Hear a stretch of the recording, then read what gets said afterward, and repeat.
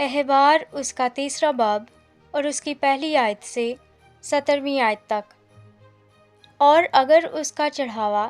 سلامتی کا ذبیحہ ہو اور وہ گائے بیل میں سے کسی کو چڑھائے، خواہ وہ نر ہو یا مادہ پر جو بے عیب ہو، اسی کو وہ خداوند کے حضور چڑھائے، اور وہ اپنا ہاتھ اپنے چڑھاوے کے جانور کے سر پر رکھے اور خیمہ اجتماع کے دروازہ پر اسے ذبح کرے، اور ہارون کے بیٹے جو کاہن ہیں اس کے خون کو مذبح پر گردا گرد چھڑکیں،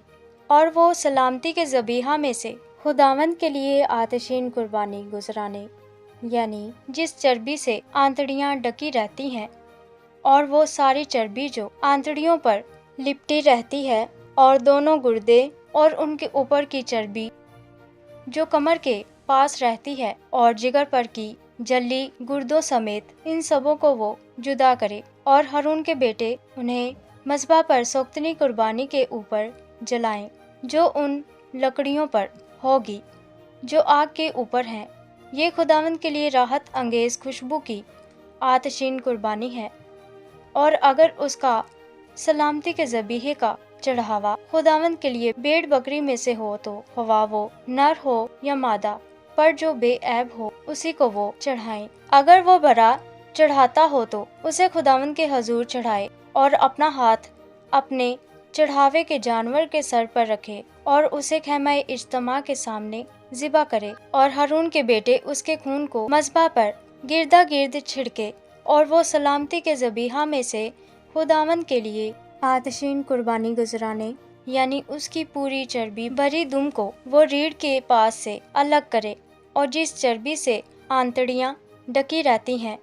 اور وہ ساری چربی جو آنتڑیوں پر لپٹی رہتی ہے، اور دونوں گردوں اور ان کے اوپر کی چربی جو کمر کے پاس رہتی ہے، اور جگر پر کی جلی گردوں سمیت ان سبوں کو وہ الگ کرے، اور کاہن انہیں مذبح پر جلائے۔ یہ اس آتشین قربانی کی غذا ہے جو خداوند کو گزرانی جاتی ہے۔ اور اگر وہ بکرا بکری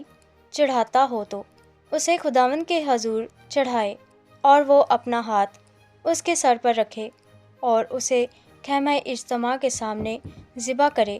اور ہارون کے بیٹے اس کے خون کو مذبح پر گردا گرد چھڑکیں، اور وہ اس میں سے اپنا چڑھاوا آتشین قربانی کے طور پر خداوند کے حضور گزرانے، یعنی جس چربی سے آنتڑیاں ڈکی رہتی ہیں، اور وہ سب چربی جو آنتڑیوں پر لپٹی رہتی ہے، اور دونوں گردوں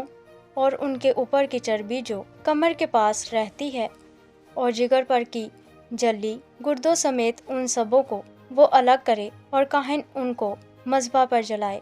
یہ اس آتشین قربانی کی غذا ہے جو راحت انگیز خوشبو کے لیے ہوتی ہے۔ ساری چربی خداوند کی ہے۔ یہ تمہاری سب سکونت گاہوں میں